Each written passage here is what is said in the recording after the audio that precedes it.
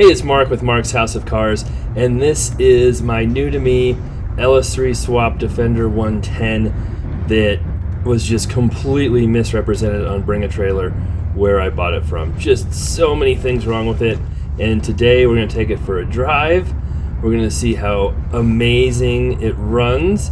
The engine is okay, I think, but I haven't gone through it or anything like that.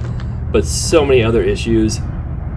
I really don't feel safe driving it, and I've driven a lot of old cars and interesting cars. I have a couple of old Lamborghinis and Aston Martin, and I don't get scared driving many cars. This one is just ridiculous. So I'll show you all the things that are wrong with it, take you for a ride, and some of the main things that make it unsafe, or the seatbelts don't work. So among other things, if you do crash, which is probably a definite possibility in this vehicle if you drive it too much, you're just gonna fly through the window or into the steering wheel, which is really close to me. The driving position is not what I expected in this either. Of course, yes, it is my fault for not driving one before I bought it. I've done that with a number of cars though. I bought a Countach, I bought a Diablo, bought an Esprit, bought a number of vehicles without driving them. But I did watch lots of videos and see lots of different things going on. But yeah, you can blame me for that. And yes, you can blame me for buying it at auction, because that is where you definitely have more risk when doing that. Most of the cars I bought were from dealers, individuals, where I could do an inspection, pre-purchase inspection, have other people look at it. Much easier. But yeah, there's just a lot of different issues here. Can't really see out the back very well because it shakes so bad the mirror is just going crazy. And this seatbelt, this is a crazy one right here. Showed this before. We have another video that goes over everything.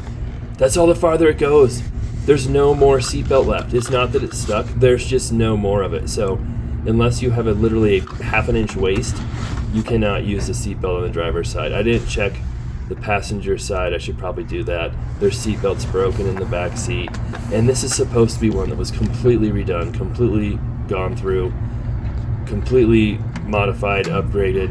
They had receipts for $88,000 in work that was, just mostly the engine and driveline and stuff. That didn't include the interior and other work done, but yeah, very poor quality workmanship. Defects all over it. The back window won't roll down, one of the doors won't unlock,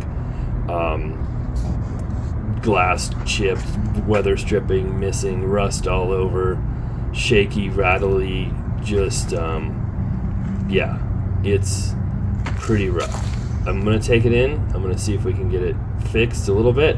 I'm still trying to talk with the seller. He's pretty much not wanting to talk to me right. Alright, so first off, the seatbelt doesn't work. It won't pull out, and then if it does pull out, it stops right here. Seatbelt doesn't work. If you pull it out, it stops right here. That's the farthest it goes. Oh man. Do you mind if I'm in your video? No, you're fine. Too much. Oh my god, it's That's. Oh, is it? Wait. oh wow. Jenny told me. Oh, that's it. Jesus, That's stopped. That's how far it goes. Oh yeah. That door doesn't. That door won't unlock. I think that's reverse.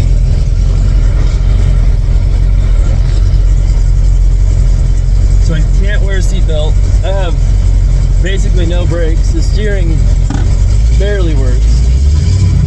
It sounds good, kind of. It stinks awful, like it's running so rich. The gear, oh god, the brakes are so bad. This tells me park, reverse, neutral, drive, but there's like a lot more settings in that, I know. But I think that's where I want to be. I don't know what all the settings are. So we're just going to drive it a little bit and then take it straight to the mechanic. And I can't go over 40 because the steering is so bad. It is just all over the place. And then all of a sudden it catches and pulls you.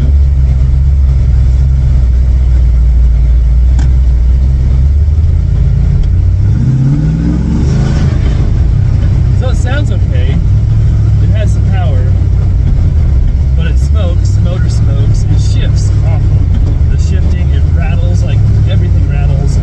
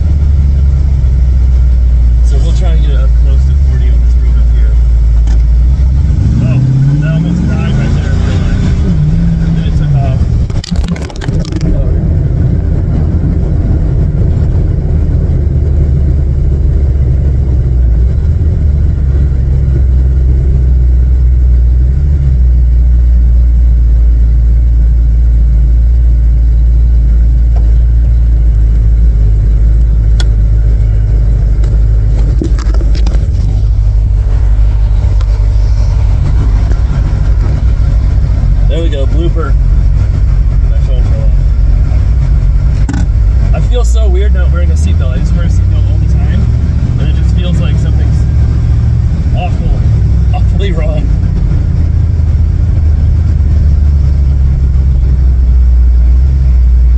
Oh, I do have air conditioning on. I don't know. That does actually work. Oh, the brakes are getting worse. I mean, we were just going like 2 and I can barely stop it.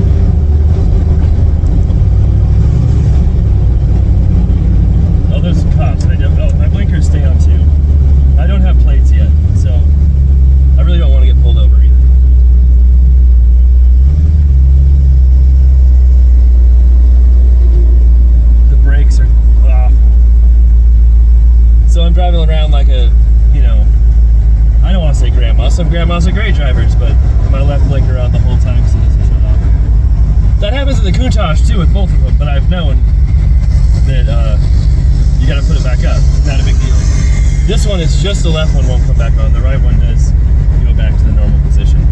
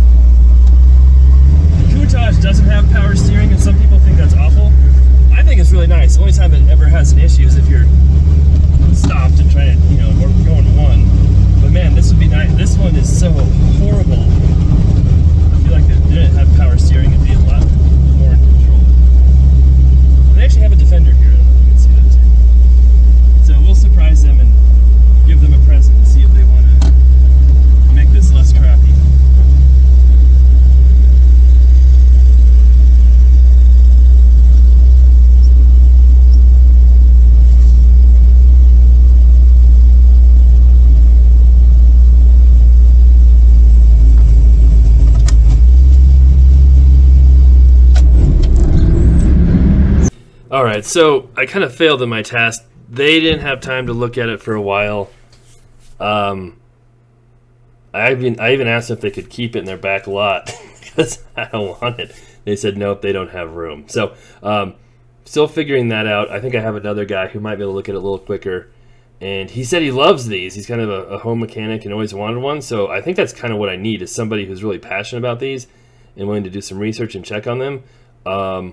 Just because they are unique vehicles. And it's not easy to find a shop that work on resto mods, modified vehicles either. So I would mention too, I used to own a Land Cruiser FJ40, a 1979. Amazing vehicle. I mean, it's full of rust and, wouldn't go above 60. But I had that in college, back when you could buy them for like $1,200. Now they're like $50,000. But that one drove fine. It stopped. It was a little bouncy, shaky. Yeah, I understand that's how off-road vehicles are.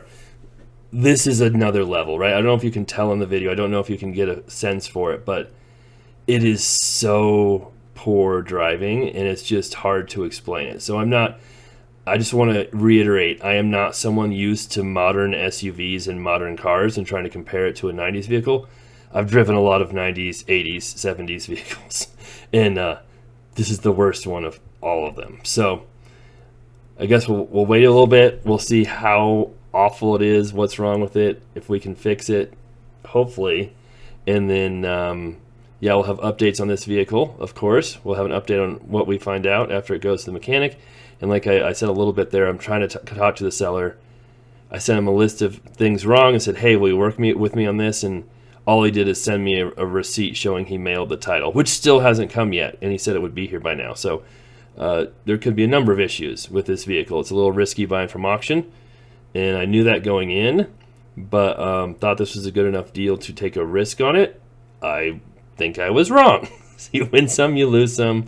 I've got some great deals on cars, done very well in a lot of them. So you can't always bat 100%, that's for sure. I ended up paying $96,000 for this on Bring a Trailer. I've got a video of that bid process too. And they don't really take any responsibility or help very much in situations like this. They're very clear it's not their responsibility. So thanks for watching. Let me know what you think. And I do appreciate people who reached out before on the comments with suggestions and ideas for help, and even someone who works on these. So appreciate that. And we'll be back with more soon.